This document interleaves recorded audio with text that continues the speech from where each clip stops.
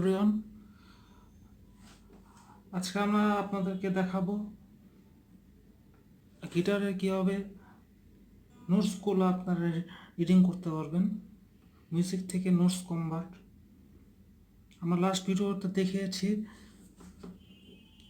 আপনারা কীভাবে পিয়ানোতে নোটসগুলো পড়তে পারবেন। আজকে আমরা গিটারের নোটস সম্বন্ধে আলোচনা করব। তো গিটারের নোটস জানার আগে আপনাদের স্ট্রিং সম্বন্ধে আইডিয়া থাকতে হবে। First string, second string, third string. তো এটা ফার্স্ট স্ট্রিংকে বলে ই, এরপর যেটা আছে এ, তারপর যেটা আছে ডি, তারপর যেটা আছে ই, এ, ডি, জি, ই, সরি এটা বি, আর সবশেষে যেটা আছে এটা আবার ই। তো এই ওপেন স্ট্রিংগুলো সম্বন্ধে আপনাদের আইডিয়া থাকতে হবে। ওপেন স্ট্রিংগুলো সহজে মনে রাখার উপায় হচ্ছে elephant and dogs, god bless everyone.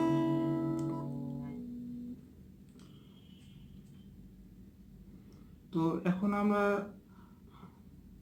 গিটারের নোটস সম্বন্ধে আলোচনা করব। নোটসগুলো আপনার চার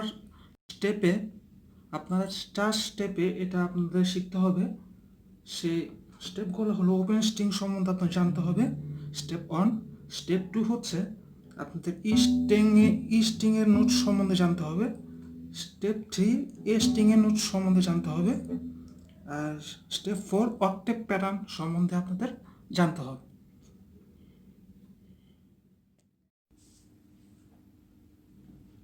তো এখন আমরা আলোচনা করব অক্টেভ প্যাটার্ন সম্বন্ধে। অক্টেভ প্যাটার্নে আমরা জানি যে মিউজিক নোটস 7টি, A B C D E F G, A B C D E F G.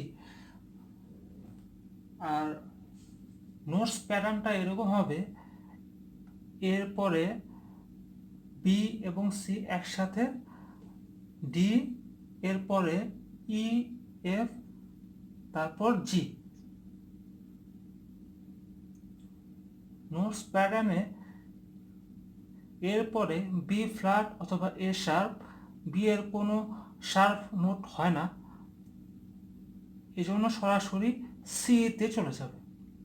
B C, তারপর সি এর পর শার্প, সি শার্প, তারপর ডি, ডি এর পর ডি শার্প, তারপর ই, এফ, এফ শার্প, জি, জি শার্প।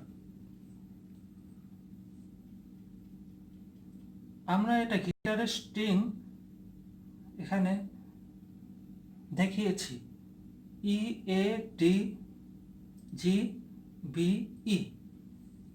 এটা ই স্ট্রিং, এটা এ স্ট্রিং। অক্টেভ প্যাটার্নে একটি নিয়মের মধ্যে হলো 2 string up, 2 frets up, 2 string up, 3 frets up. এর অর্থ হলো এখানে যদি সি নোটটা দেখা যায়, সি নোট এ 2 স্ট্রিং আপ, তারপর 2 ফেটস আপ, তারপরে দেখা যাবে সি নোটটাই পাওয়া গেছে। আমরা যদি অক্টেভ প্যাটার্নকে নোটস প্যাটার্ন অনুসারে সাজাই তাহলে আমরা এটা পাবো যে ই, এফ, তারপরে একটা স্পেস হবে, একটা ফেট পরে জি নোট পাওয়া যাবে, তারপর একটা নোট পরে এ, তারপরে একটা নোট পরে বি, সি, তারপর এক নোট পরে ডি, তারপর ই। ঠিক এভাবে এ স্ট্রিংও একই নিয়মে হবে, একটা নোট পরে বি, সি, তারপর একটা ফেট পর হবে ডি, তারপর একটা ফেটস পরে ই, এফ। এভাবে মেজর নোটগুলো এভাবে আমরা পাব। আর এই ফাঁকা জায়গাগুলোতে আমরা শার্প নোটগুলো নোটস প্যাটার্ন অনুসারে সাজিয়ে দেব।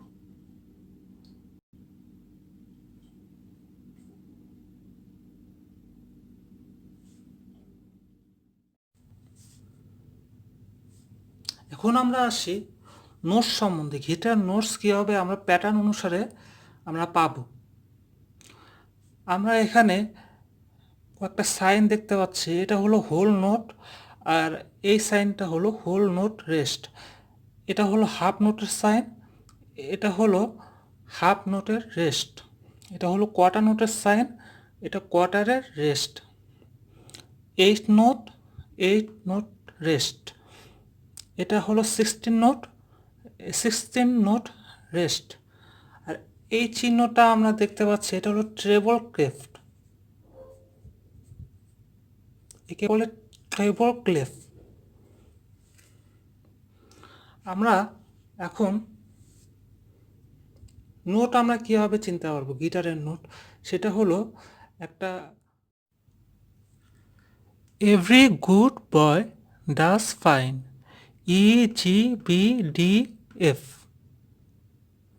তারপর আমরা শর্টকাটে মনে রাখবো FACE, ফেস। এখানে যাবে ই কর্ড, এই নোটটা হবে ই নোট। আমরা এখানে পাচ্ছি এ নোট, তারপর বি, তারপর সি, এক স্টেপ উপরে ডি, তারপর পাচ্ছি ই, তারপর এফ, তারপর জি নোটটা পাচ্ছি এখানে, তারপর আবার এ।